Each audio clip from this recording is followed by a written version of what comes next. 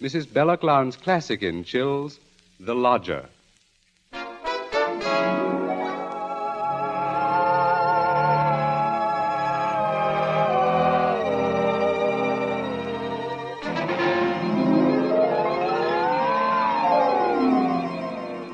The Lodger is a work of fiction which springs from recorded fact. A story which begins in the year 1888 in London. A London terrorized by the fifth in a succession of recent murders. It was believed that these deeds were the work of one person, a tall, gaunt figure in a black Inverness cape, carrying a small, narrow bag. That meager description, provided by a highly unnerved witness, was the sum total of all that was known of the murderer. It was enough, however, to keep alive and alert the interest of all London, of all those in fine quarters, and all those in small, grimy houses, as, for example, Ellen Bunting. Ellen was no different from all the other middle-aged housewives dwelling in the great city's squalid Whitechapel district. She knew all the known facts of the case. As Herbert Marshall will tell you, Ellen knew it was quite proper to refer to this wielder of the knife as the Avenger.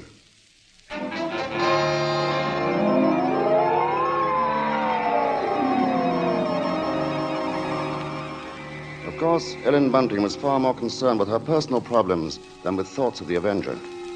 Yet the case of that strange, elusive killer quite often forced all other matters from her mind. There was that mad, meaningless scheme he seemed to follow. All his victims, for example, had been women. All had been young, attractive, and, oddly enough, blonde. But Ellen could no more understand the motive for his brutal slashings than could the police. This night, she and her husband, Robert Bunting, sat before their fireplace reading the newspaper account of the latest murder. The Avenger had struck again.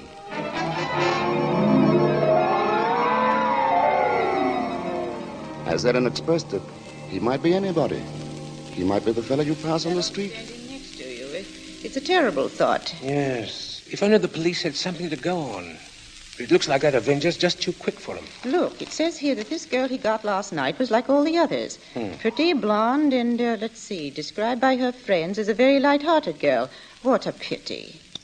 Did you ever stop to think who fits that to a T? In fact, fits all those girls? Why, my own Daisy. Oh, that's a horrible thought. Well, maybe it's a good thing she's with her aunt, then, instead of here. London ain't a safe place for any girl right now. Just the same, I can't help thinking how fine it'll be to have her back, Ellen. Now, Bunting, you know that Daisy seems just as much my own daughter as she is yours. But I'm telling you, there's no sense even thinking about having her back right now. We just can't afford it. Oh, I know that, Ellen. Only, well, maybe we could manage it some way. How? Haven't I scrimped myself half crazy trying to keep us going? But you don't care about that, do you? No, your Daisy's more important to you than I am. No, Ellen, that don't sound like you. I can't help if it don't. What are we going to do? Tell me that. We'll get along, dear. Something will turn up. Oh, we haven't had a lodger for months. Nobody even comes to look at the room anymore. Yes, but things will work out, Ellen. Oh, they ain't never going to work out. Soon we won't even have a roof over our heads and... Oh, I'm sorry, Robbie. I didn't mean to take on so... Oh, I know, dear, I know. It's all right. Oh, I didn't think it. It's just that I've been so worried. Well, don't you go worrying another second, old girl. Why, first thing you know, you won't be pretty anymore. You'll have your face all wrinkled now, and... see Now, here, come on, Bunting. Now, let's see a smile. Come on, just have one smile for me. Just alone. one smile like you used to, eh? Well, who do you suppose that could be? Awful late for visitors. Bunting, do you think it could be somebody looking for rooms? Well, it might be. You want me to go to the door? No, I'll go. Oh. You just stay here. Yes, all right. Now, be sure you get a good look at Louise before you let them in, dear. Oh, I'm coming. Oh, I do hope it's... Yes, sir? Is it not true that you let lodgings? Yes, sir. Won't you come in, sir? Thank you. Could I take your cape, sir? There's no need. Now, I'm looking for a quiet room. It must be quiet. Oh, we have that, sir. Above all, our house is quiet. Your bag, sir. May I take it? No, I'll hold it. You'll be so good as to show me the room, please. Oh, yes, sir. It's right up these stairs, sir. This way. Thank you. You see, sir, there's just my husband and me here, and we're ever so quiet, and I'm sure you'll find this room to your liking, sir. Here we are. Now, I'll just light the gas. There. Mm-hmm. Very good. It is pleasant, isn't it, sir? And there's not many rooms with such pretty pictures, are there now? We've had them in the family for years, sir, and... Pictures interest me very little. You see, what really impresses me about the room is the very simplicity of it, the bareness. Yes, sir. It's not at all crowded, is it? It will be quite suitable, Mrs. Bunting's. Mrs. Bunting. You see, I do a great deal of studying in my book here, the Holy Bible. Yes, sir. Please, sir, let me help with your luggage. No, don't touch it. Oh, but I only wish to... Oh, you only wish to help, of course. You must forgive me, Mrs. Bunting. It's just that I'm so very weary. Of course, sir. He bringeth them to their desired haven. Beautiful words, Mrs. Bunting. Indeed they are, sir. And now at last I have found my haven of rest. Yes, sir. Then you'll be taking the room. Let us see now. What are you going to charge me? With attendance, mind. I shall be staying in most of the time, and I shall be wanting meals. Oh, we can see to that, sir. Then does 30 shillings a week suit you? 30... Why, yes, sir. Yes, sir, that will be quite all right. Good, and I shall pay you in advance. My name is Sleuth, Mrs. Bunting. Mr. Sleuth. Sleuth. Think of a hound, Mrs. Bunting, and you'll never forget my name. 23, 4, 30 shillings. Thank you, sir. And I think I should enjoy a little light supper now, Mrs. Bunting. Bread and butter, perhaps. Could you arrange that? Well, certainly, sir. I'll do that now. And if you'd be requiring any beer or spirits... Certainly not. Oh, sir. What did I say? I thought you understood me, Mrs. Bunting, and I had hoped that you and your husband were abstainers. But we are, sir. We don't keep nothing about. I would have had to go out and... Of course. Oh, I'm sorry, Mrs. Bunting. I fear I spoke sharply. I don't wish you to think me rude. After all, you've been so kind, considerate. I hope I know a gentleman when I see one. Thank you very much. Now, I'll just hurry with your supper.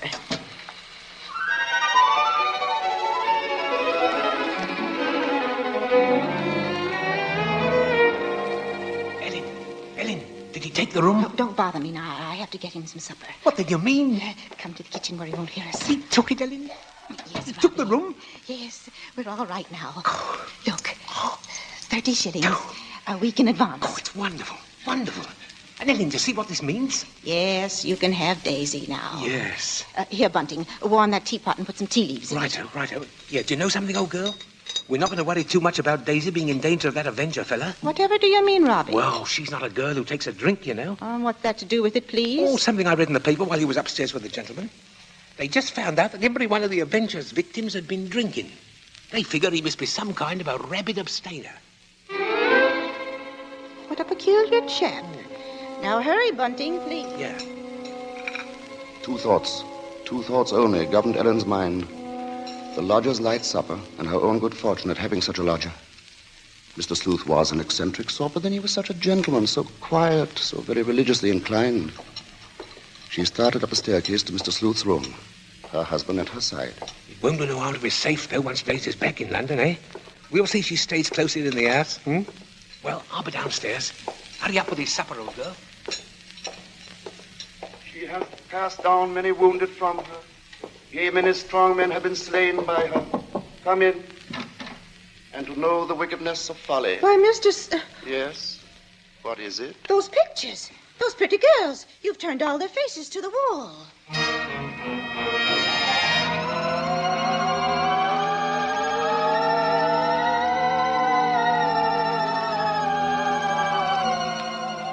And that maneuver, that strange action, was the beginning of Ellen's concern. Soon there came to her a recollection of the black Inverness cape, the small, narrow bag, the urgent matter of alcoholic drink. And these details began to shape themselves into a pattern which grew more disturbing with each passing hour. The day following, the lodger did not leave the upstairs room once, nor did he leave the next day. And the oddness of this took its place in the pattern. Then, too, the approaching arrival of Daisy, her stepdaughter, added to her concern.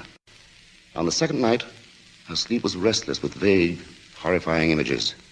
And so when she heard the first stealthy footsteps outside her bedroom, she was instantly awake. Tensely, she followed those steps down the stairs, down the hallway.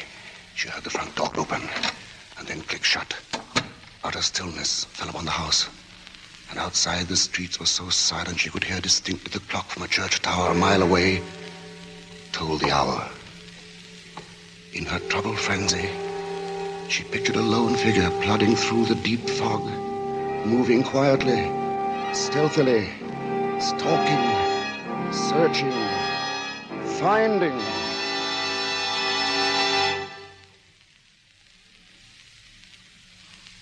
When, soon after she heard the lodger return, she sought to quiet the horrible dread which had possessed her. She assured herself that Daisy's arrival that day was no cause for alarm. Now she reasoned, how could there be anything really evil about so religious a gentleman as Mr. Sleuth?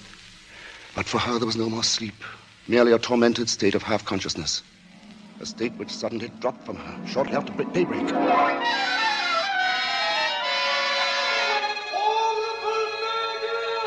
Horrible murder. That was the piercing scream of a newsboy far down the street. The Avenger strikes during night! Ellen Bunting heard the boy cry out the Avenger's latest stroke, made during the night. It's official! Horrible murder at King's Cross! Avenger takes the kingdom! Another special! Avenger strikes again! Horrible murder! Avenger!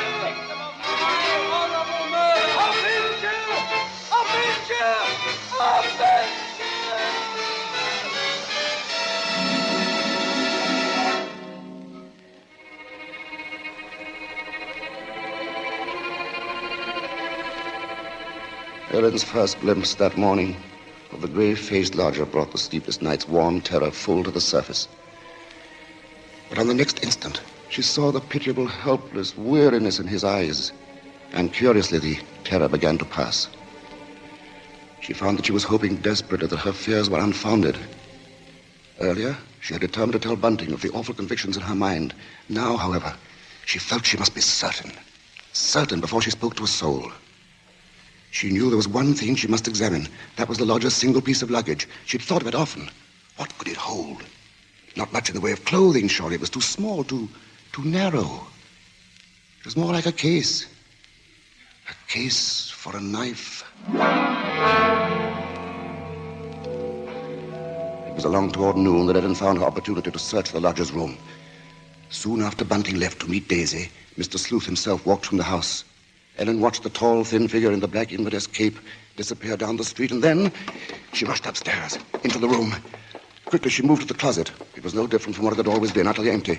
She found nothing under the bed. She went then to the chest of drawers against the wall. She opened the top drawer and found inside nothing but a frayed shirt, 2 handkerchiefs. The next drawer, underclothes, socks. The next empty. There remained then only one possible place for the small, narrow bag, the bottom drawer, and it was locked. Tugging at the drawer, she heard suddenly the opening of the front door downstairs. Panic-stricken, she rushed out of the room and down the hall to the head of the stairs. Upstairs, Ellen? Ellen, Daisy's here. Oh, Mother Ellen, it's so good to see you. And whatever's the matter? Yes, you've gone quite white. Oh, well, I'm all right. I wasn't expecting you so soon.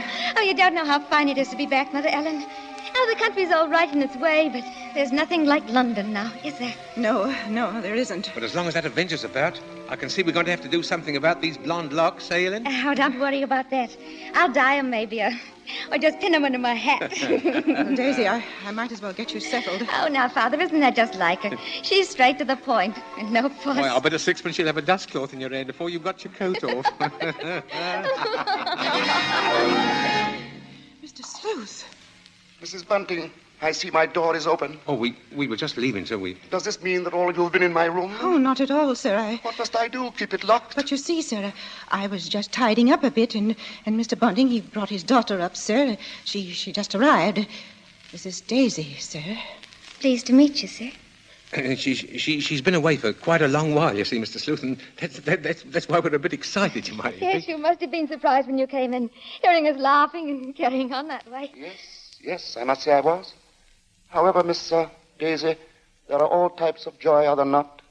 Yes, I'm sure there are. The despicable evil joy of the abandoned and the divine happiness of the blessed. A vast difference, that. You do understand me, don't you? Why, yes, sir.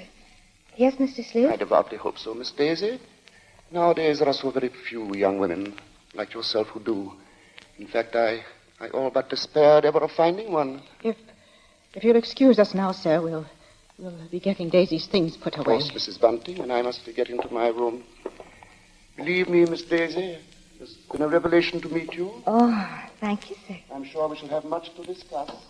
He's a queer one, all right. But such a gentleman, isn't he?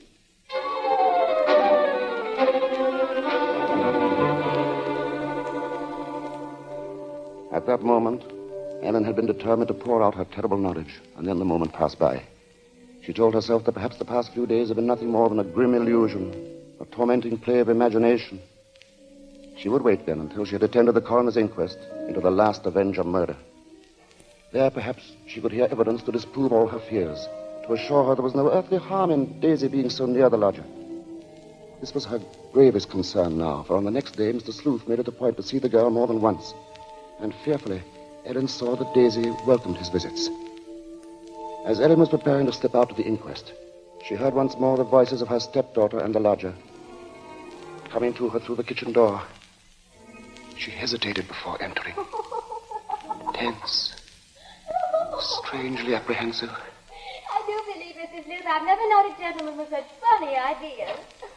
Oh, Mother Ellen, you should hear what Mr. Sleuth was just saying. Perhaps, Daisy, you would excuse yourself and... He thinks people, and especially girls, should spend all their time praying. I sought to explain, Mrs. Bunting, that all women are placed on this earth filled with evil. They therefore must struggle constantly to find the paths of righteousness. Why, Mr. Sleuth, you mean a girl's not to enjoy life at all? Not to have fun? Frivolity, my child, is the devil's breeding ground, and all his implements are there. Temptation, pleasure, wine. Oh, that's crazy. Well, there's nothing I like better than a glass of wine, and I'm not... You drink. She didn't know what she was saying, Mr. Sleuth. Just a child, and Daisy, you'd better go now. But I didn't say nothing wrong. What's the harm in a glass of wine? She lieth in wait as for a prey, and increaseth the transgressors among men. Why, I don't know what you mean. I never heard such nonsense. You call Holy Scripture nonsense? So what I prayed against is true. You are beyond salvation. That's not so. I'm a good girl, I am, and I won't have you saying that. Daisy, go into the front room. It's quite all right, Mrs. Bunting. I must be going upstairs anyway.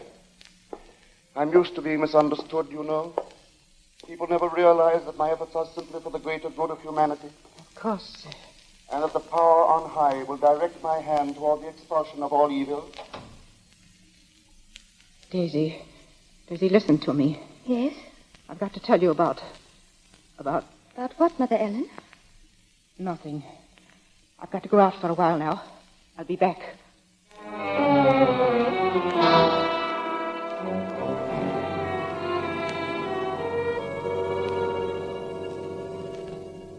The moment to reveal the secret horror had come again and passed. Ellen's sudden recollection of Mr. Sleuth as he stood in the doorway had overwhelmed her. She must give him this last chance, this last frantic search for disproving evidence, this trip to the inquest. If that chance should fail, then she would tell Bunting or the police. So with the knowledge that Bunting was left in the house to look after Daisy, she boarded the underground train bound for the coroner's court. But as the train pulled away from the station, a new torture came to her, began to mount in her mind. It was the sudden realization that provided Sleuth was the murderer, she was equally responsible for his crimes. She had been giving him protection. If anything should happen to Daisy, she would be equally guilty. Fully as guilty as the Avenger.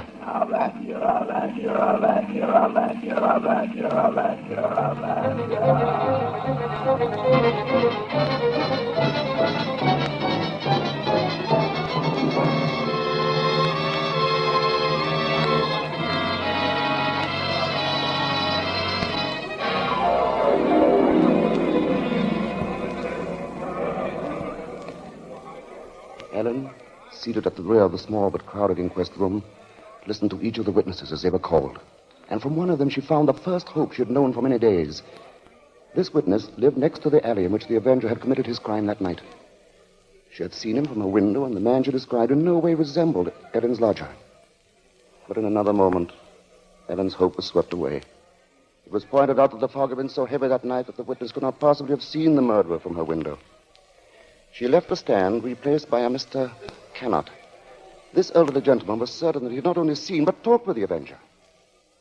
It was in Regent's Park, he testified, only a few moments before... A few moments before the murder, Mr. Coroner, when I saw him. He was quite a tall man, very gaunt-looking, and carrying a handbag. A handbag, you say? Yes, a small, narrow one. Just such a bag, I might add, as might contain a knife. As Ellen heard these words, the tension which had been mounting up within her became almost unbearable. Rigid with horror, she gripped the arms of her chair. She heard the coroner... I shall have to ask for more order in the court.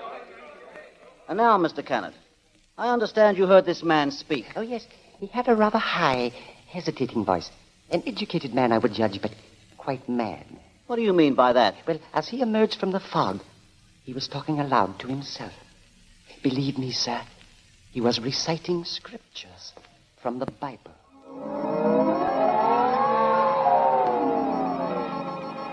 Scriptures from the Bible.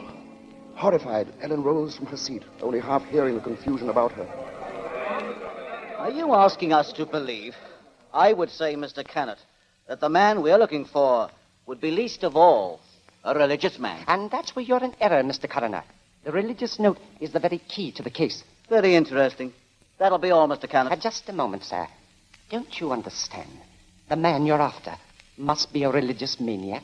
That's the only explanation possible. You will please stand down. The court was dismissing the very truth. Ellen knew that now. She would no longer keep silent. Her hands shot forth, and she screamed. I want to say... Ellen Bunting, on the verge of speaking, had fainted. And then, when she was revived a few moments later, she said nothing. Her brain was in too great a turmoil, her nerves too shocked. Like one in a dream, she allowed herself to be led from the courtroom. The voices of spectators were only vague sounds to her. I thought she was going to say something. Yes, it was hysterics, eh? Yeah, that bit about the knife. Yeah, the knife. The knife. The knife. As Ellen Bunting proceeded homeward, the remarks from the spectators remained in her mind. She heard them over and over. Yeah, that bit about the knife. The knife. Just such a bag as might contain a knife. We'll see she stays close in the house, eh? No harm in being safe. Direct my hand toward the expulsion of all evil. Expulsion of all evil. What's the harm in a glass of wine? I didn't say nothing wrong. As Ellen neared her neighborhood, her dread increased. With each moving footstep, the grip of terror grew tighter, tighter about her. She moved faster, faster. If only she were in time. She was 2 streets away from the house. Then one. Then she saw Bunting. Sharply, like the thrust of a knife, she realized what this meant. Daisy was left alone with the lodger.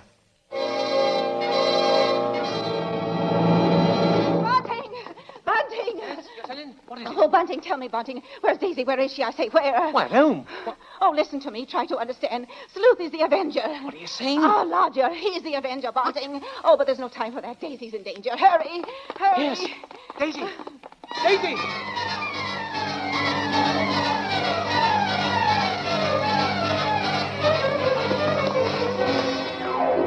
Here we are, Bunting. Here we are. Daisy! Oh, Daisy! Daisy, where are you? I'll look in the kitchen, Bunting. You try the sitting room. Daisy! Daisy! Where are you, Daisy? Answer me, Daisy! Oh, Try the bedroom. she's not here. What about the dining room? Look, she's not there. She's not downstairs. Then there's just his room.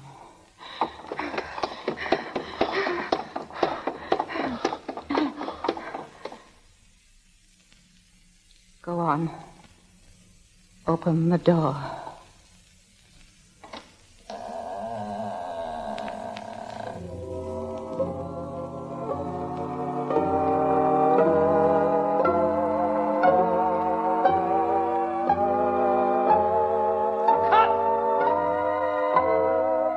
Okay, Mr. Hitchcock.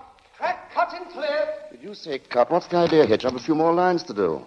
As Mr. Marshall, the narrator, you have. Not as Mr. Sleuth, the lodger. Hitch, you can't stop the play right here. It isn't fair, you know. Why isn't it, Bart? What more is there to say? But, Mr. Hitchcock, won't people want to know what Bunting and me found in the room? All right, Ellen. What precisely did you find? Well, nothing, sir. There. You see? Nothing. No lodger, no Bible. And that locked dresser drawer. What about that? We unlocked it, sir. And what was in it? Nothing, sir. You are certain, Mrs. Bunting? Oh, you gave me quite a turn, Mr. Mr. Marshall. Yes, sir, I'm sure, sir. There was nothing. Well, begging your pardon, Mr. Hitchcock, but don't you think we'd better just mention about Daisy? I don't know, Bunting. What do you think we ought to say? Oh, just that the reason she wasn't in the house when Ellen and me got there was, well, she'd gone out for a walk, that's all. Did she enjoy it? Oh, very much, sir. Made it to King's Cross and back in just under an hour, sir. Splendid time, Bunting. Well, there you are, Bart. There's the story. Now, wait a minute, Mr. Hitchcock. You can't do that. That's not the story. Of course it's not. Now, look here, Hitch. Here's the fellow who composed and conducted all our music, Wilbur Hatch. He wants to know about this, too. Everybody does. All right, Bart. What is it they want to know? What became of Mr. Sleuth? Oh, him. Why, he left that afternoon. They never saw him again. And now I think we ought to say something about the Columbia forecast Mr. Hitchcock, show sir, will you please... Stop him, Mr. Marshall. Hitch, listen to me. Yes? What is it? They want to know when the Avenger finally was caught. Oh, well, let me ask you something, Bart. Are you acquainted with Loretta Young? Yes, what's that got to do with it? Well, in next week's Columbia preview series, Miss Young will take the starring role in the drama of an American Red Cross nurse. That's good news, isn't it? Oh, that's great. But now listen, Hitch, you've just got to tell that audience exactly when and how Mr. Sleuth was caught. Caught? Why on earth should he be caught? Why? Well, he was the Avenger, wasn't he? Was he?